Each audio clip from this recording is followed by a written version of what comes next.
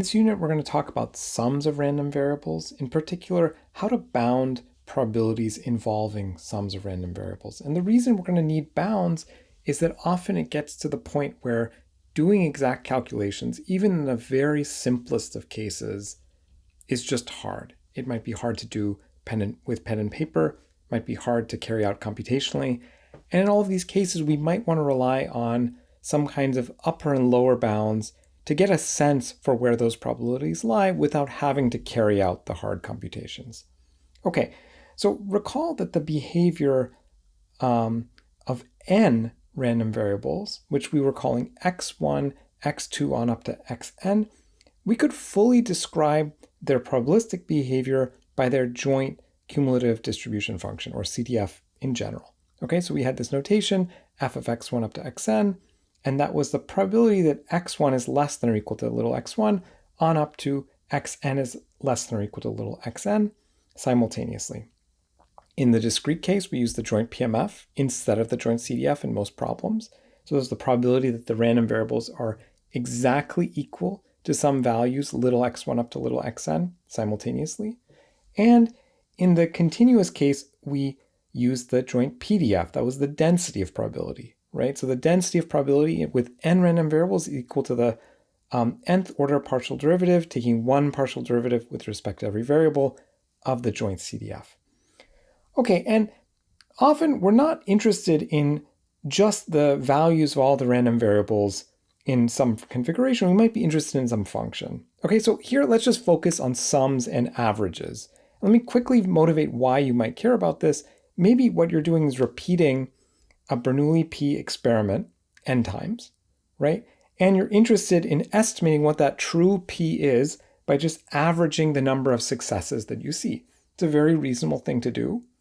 And we want to try to understand how the probability that's involved with that estimation process evolves as n increases. Okay, and we're going to use bounds to do that eventually. All right, well, to get started, let's define Sn as the sum x1 plus x2 up to xn. You can write that as just a little summation. So what I want to do here is calculate the PMF if it's discrete or the PDF if it's continuous of Sn, and that can be challenging. In fact, in the easiest cases, which we're not really going to cover in exact detail here, it's an n-fold convolution. Okay, well, let's give up on the PMF and PDF for a second. Let's just try to get the mean and the variance of Sn. Well, the mean of Sn is just the mean of the sum, and by linearity of expectation, that's just the sum of the means. So that's nice. So we just need to use the marginals in this case. And the variance of Sn, I can write that using the definition. It's Sn minus its mean squared and take the expectation. I can plug in the definition of Sn and the mean that we just worked out above, which was the sum of the means. Still have the square. And now I can notice that I can combine both sums together. So basically I have two sums, I going from 1 to n. Now I'm just going to write it as a single sum. Okay, now at this point, I'm going to use a little trick that if you haven't seen before, it might seem a little bit confusing. I'm going to write this as a double summation instead of a square. And the reason I'm able to do this, so I'm replacing the sum of over I squared with the sum over I and then the sum over j. Okay, so you can see in dark blue here, I wrote the sum over ai squared is equal to the double sum over I and j of ai times aj. Okay, so that's just a mathematical fact that you can verify for yourself just by doing a little example. And you can see how we use that here. We had the sum of xi minus its mean squared, and we replace that with the sum over I, the sum over j, xi minus its mean times xj minus its mean. So it's the same idea, just used in this exact situation. Okay, and so now what I'm going to do is I'm just going to use linearity of expectation and push this outer expectation in towards the sum, and I get the expected value of xi minus its mean times xj minus its mean, and that, by the way, is just the covariance of xi xj, and that only requires pairwise second order statistics, right? So I don't need to then learn everything about this distribution. I just need to know something about the covariance between every possible xi and xj, and then I can work out the variance of Sn. All right, well, let's say now I'm no longer satisfied with means and variances. Usually we need to add some additional assumptions to even get started. Okay, so we need to make some assumptions about the structure of the distribution of x1, x2 up to xn, and then we can maybe do a little bit more. Okay, so one of the most common assumptions that you'll see is that the random variables x1, x2 up to xn are what we call independent and identically distributed, IID. And you'll very often hear this abbreviation IID, and it's so common that you may not even see the explicit definition independent, identically distributed. You might just see from the outset someone calling random variables IID in the abbreviation. So this comes up a lot. So this holds if the random variables are independent, just like it says, and if they have the same underlying marginal PMF in the discrete case, right? So pxi of little xi is equal to p of x little xi. So what that means here is that they're identically distributed, meaning that there's a single underlying marginal distribution, p of x. And so when I go to calculate p of xi, I just plug in the value I care about xi into this underlying marginal p of x, which is the same for every variable that I might try. In the continuous case, it's the same idea. I just have a PDF. F of xi of little xi is equal to f of x xi. So in order to specify what's going on with this IID collection of random variables, I just need to tell you this one marginal PMF or PDF, and then you can work everything out. So let's see how that works. So in the discrete case, I want to know the joint PMF, x1 up to xn. So what I do is I know that they're independent, so everything's going to factor out. So I'm going to get this product of marginal distributions due to independence. And instead of seeing p of x1 and p of x2 and p of xn, they're all p of x, the underlying marginal, except I'm plugging in the values x1, x2 up to xn for each of the random variables that I care about. And I can write this pretty compactly as just the product of p of x, plugging in xi from 1 to n. In the continuous case, it's the same idea. I want the joint PDF for x1 up to xn, and I just take the product of f of x, x1 on up to xn, and I can write that compactly as the product from I to equals 1 to n of f of I xi. Okay, so this is kind of the definition of the joint PMF or PDF for IID random variables. Let me just work out some examples so you get a flavor for this. So let's say I have x1 up to xn, and I tell you that they're IID Bernoulli P random variables. Okay, so this is the key thing here. When I've said they're Bernoulli P, I have specified for you the underlying marginal PMF. Okay, so in this case, that's P of x is equal to P to the x 1 minus P to the 1 minus x. Okay, and if you remember from before, so way back in the beginning of this course, we were actually specifying the PMF for Bernoulli in terms of this case-by-case formula, but you can just convince yourself that this is the same thing. When you plug in 1, it gives you P, and when you plug in 0, it gives you 1 minus P. And it's reminiscent of what you actually see when you deal with binomial random variables. Okay, and so we're just going to use this form of the Bernoulli PMF. All right.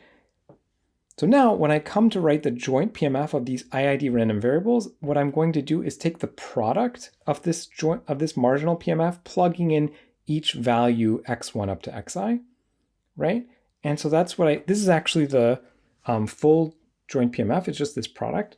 And it turns out that it simplifies because I'm taking the product of things that have the same base. I can actually pull the xi's into a single exponent, which is the sum of the xi's, and 1 minus p n minus the sum of the xi's. Okay, so this is a really compact way of writing this joint PMF now that I know they're IID Bernoulli. Okay, let's do a Gaussian example. So let's say I have x1 on up to xn, all right, and I'm told that they are going to be IID Gaussian with mean mu and variance sigma squared.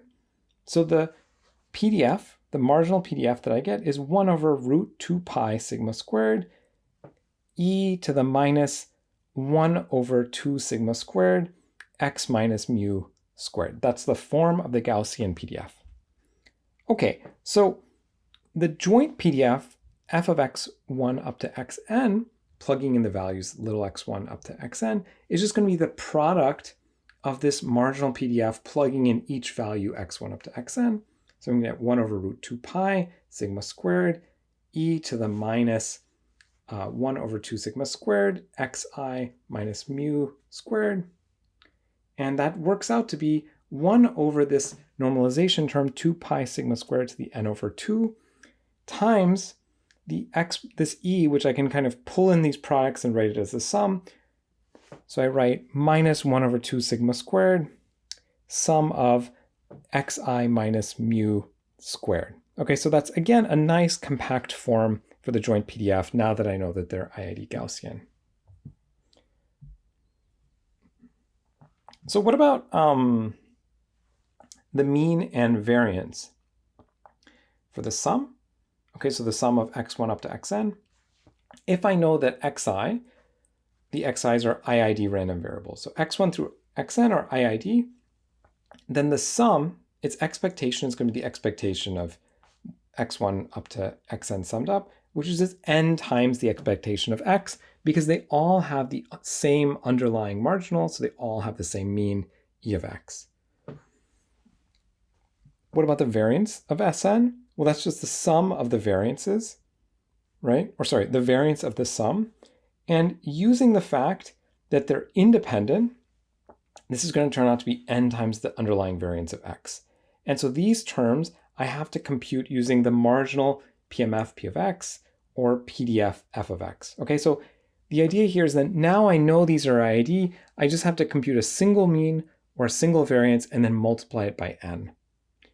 Why is this true? Well, the mean of the sum is just the sum of the means by linearity of expectation. Since they're identically distributed, then I just replace e of xi with e of x, and I just have n times e of x in that case. So this part is easy, and I actually didn't use the fact that they're independent.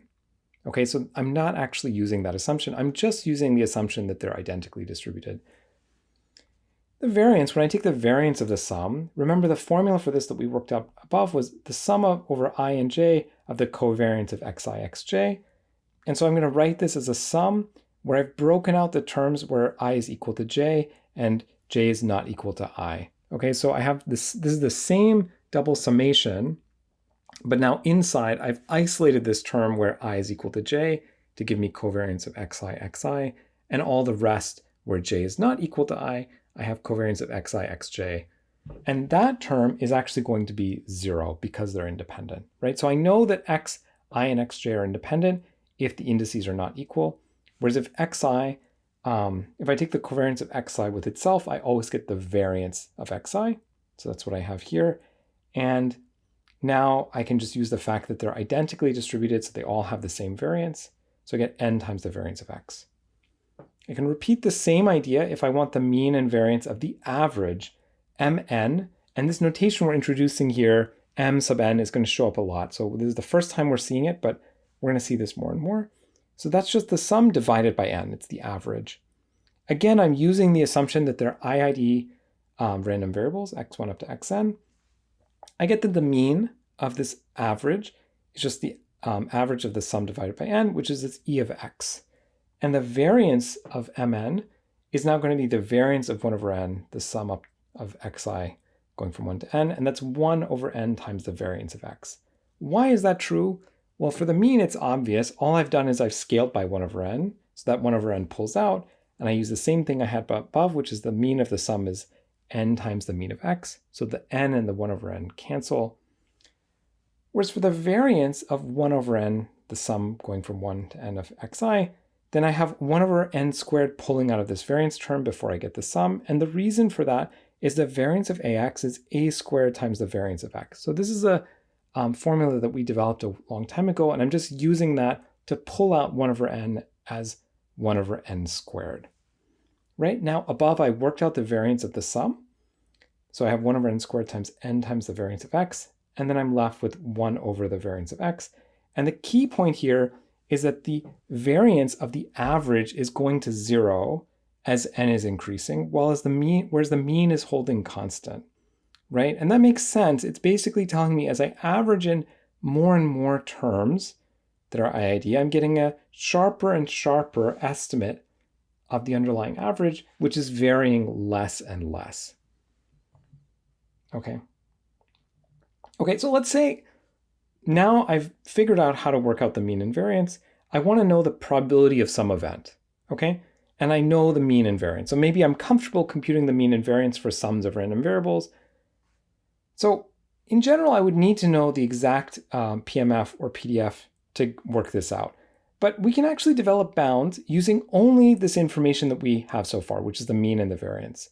Okay, and so this is an important point that especially when you're dealing with large ensembles of random variables, you might be quite happy with bounds if the bounds basically answer the question that you're interested in. So let's say the thing that you want to guarantee is that some probability is very, very small, and I give you a bound that gives you a very, very small number. So now you know that the probability is between 0 and that very, very small number, and maybe you're happy with that. So it depends on the application, but in many interesting cases, bounds are enough. So here's the first bound. It's called Markov's inequality.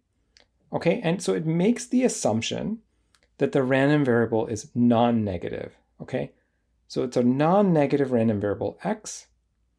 And what does non-negative means? It means that it can't be less than 0.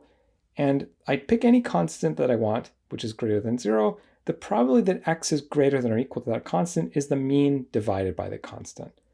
Okay, so this is a bound. It does not give me the exact probability that x is equal to or greater than this value c, but it gives me an upper bound on that quantity. Okay, so visually what's going on is I have some PDF, which I may not know, and I'm telling you that the area, right, where you've gone above c is less than or equal to e of x divided by c. Okay, so this green PDF is the thing that might be very difficult for us to calculate.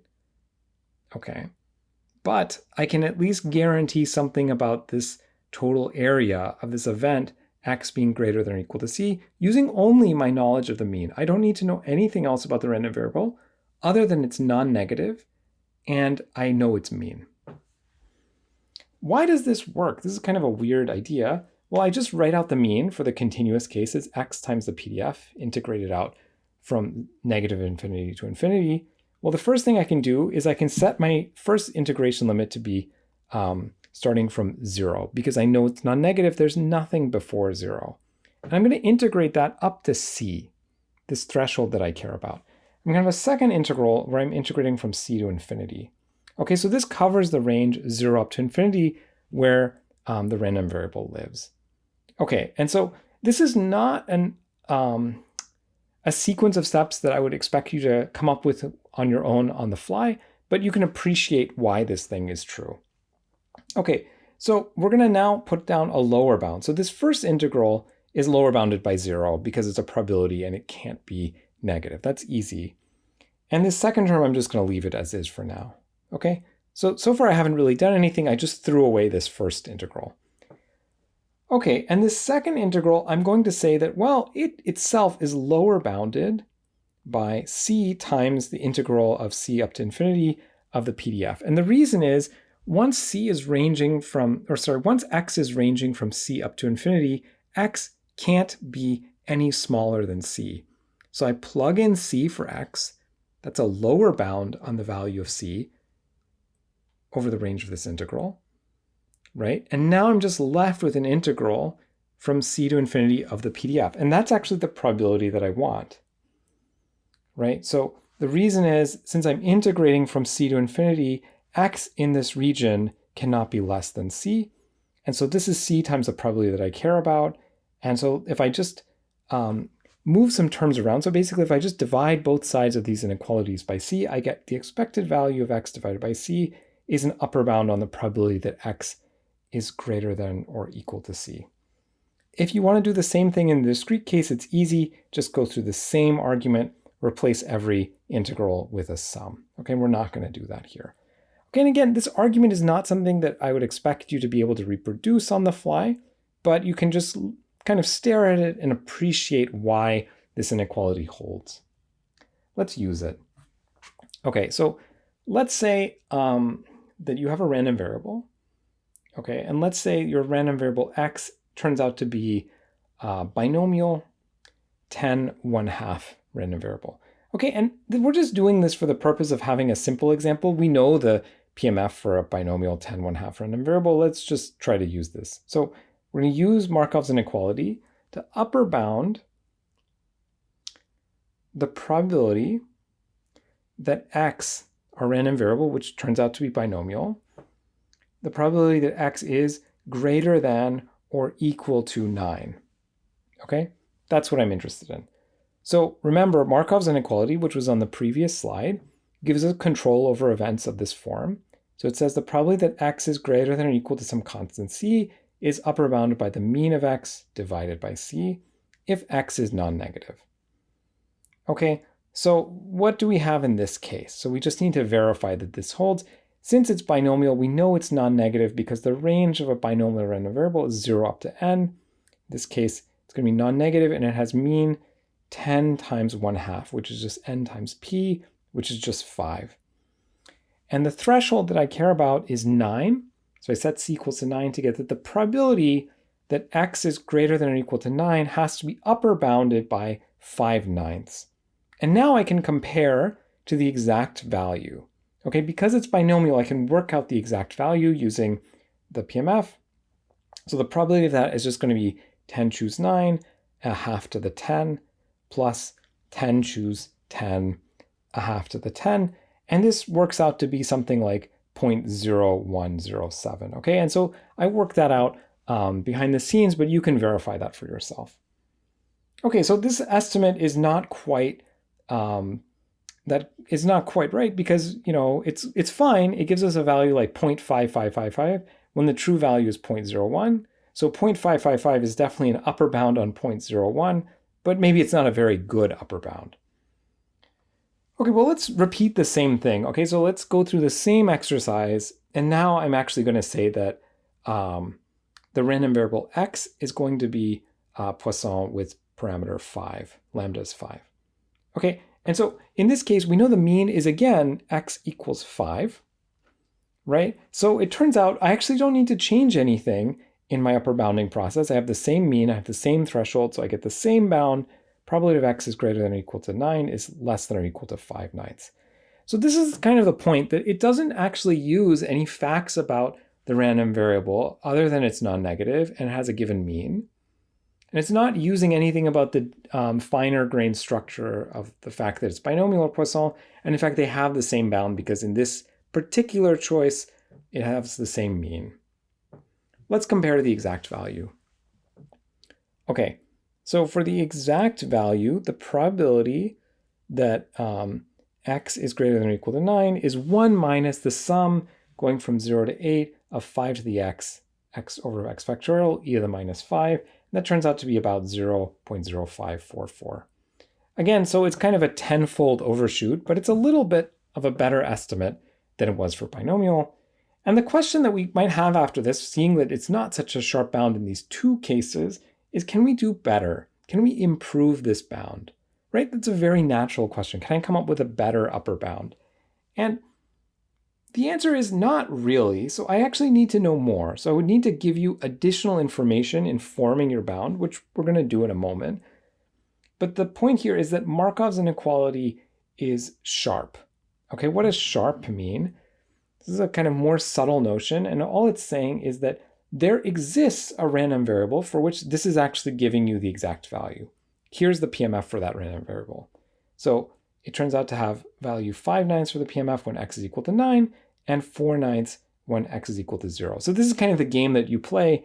You can actually just set something equal to the bound at exactly the threshold you care about.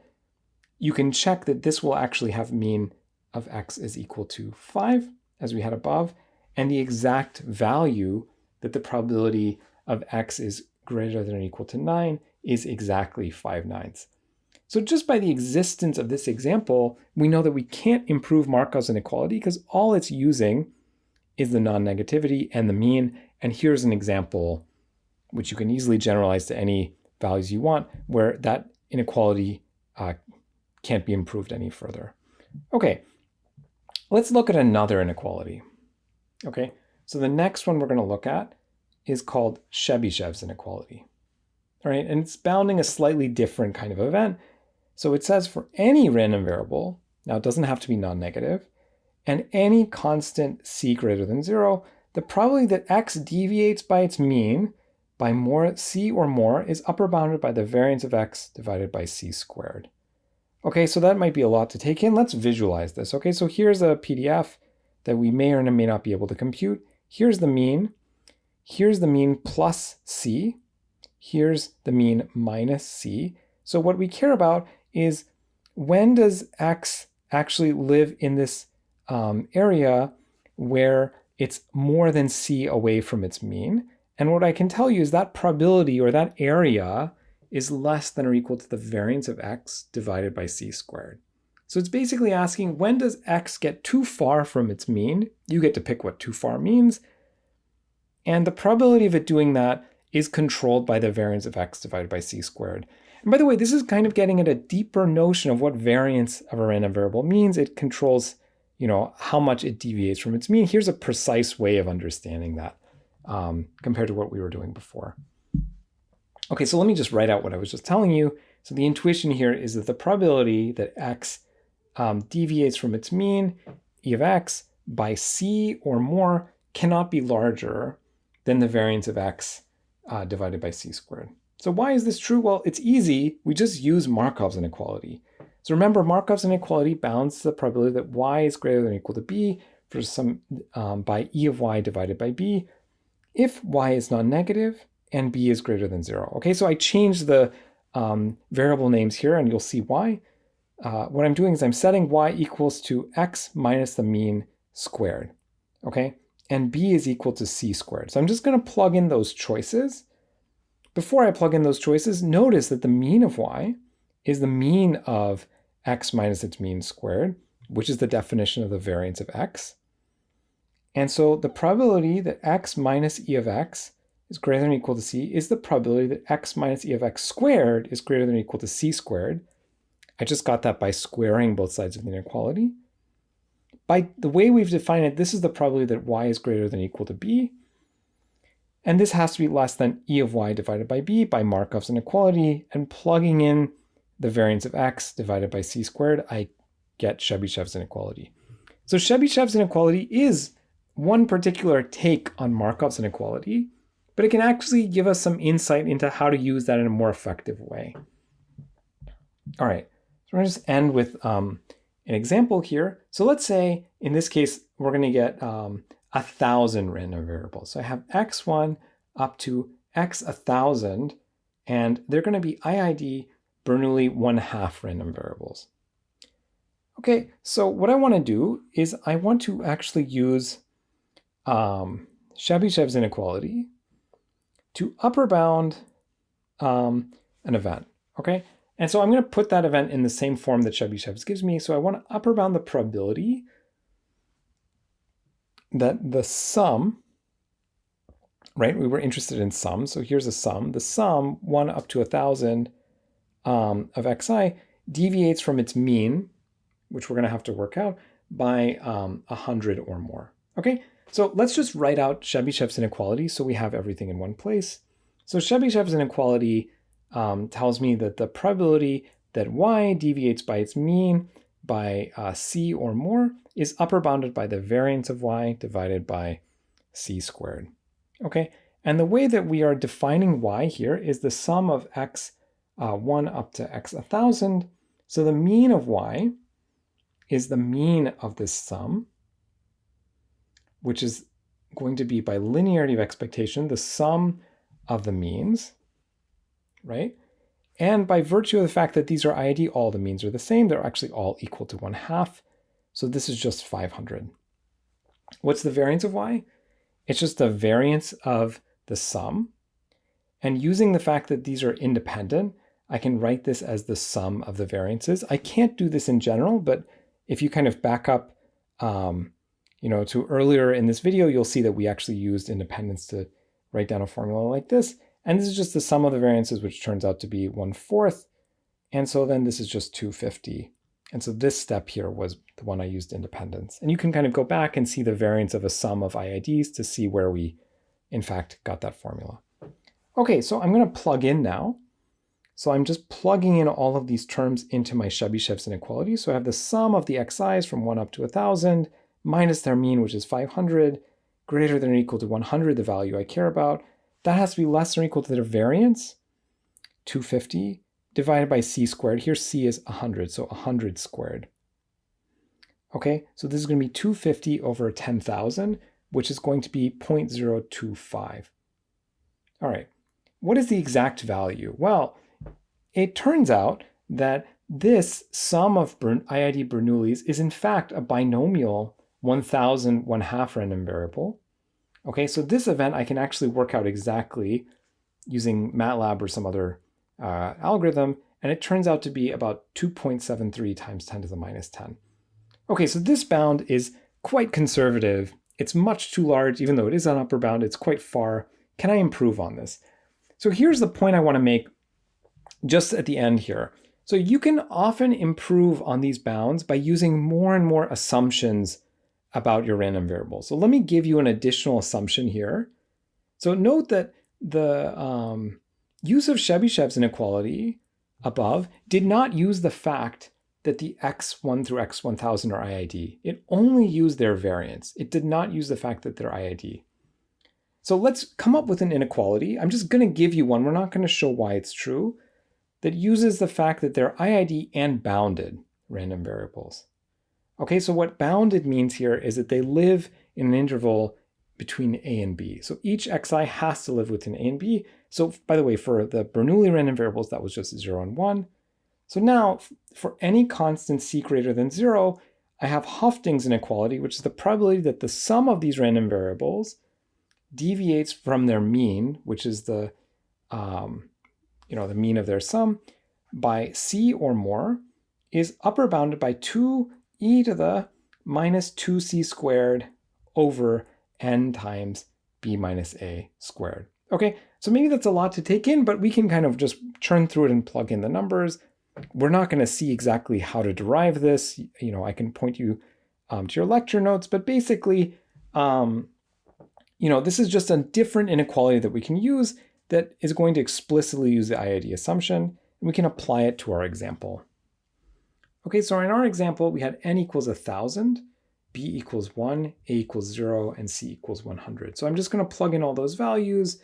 So again, I'm trying to bound this probability that the sum from x1 up to 1,000 deviates from its mean by more than 100, right? And that's upper bounded by Hufting's 2 times e to the minus 2 times 100 squared over 1,000 times 1 minus 0 squared. And so that turns out to be 2 times e to the minus 20, which is approximately 4.12 times 10 to the minus 9. Okay, and this is a much, much better upper bound than Chebyshev's was giving us, right? So it's basically within a factor of 10, right? Whereas before we were off by, about a billion factor. And the reason it's doing that is that it's explicitly using the IID assumption about the random variables. And these kinds of bounds are extremely powerful for trying to understand complex events involving many, many random variables, which show up in many contexts, including communications, machine learning, where the random variables are somehow too complicated to try to make exact calculations for, but you can often develop powerful bounds which will get you very close to the thing that you want. Okay, that's it.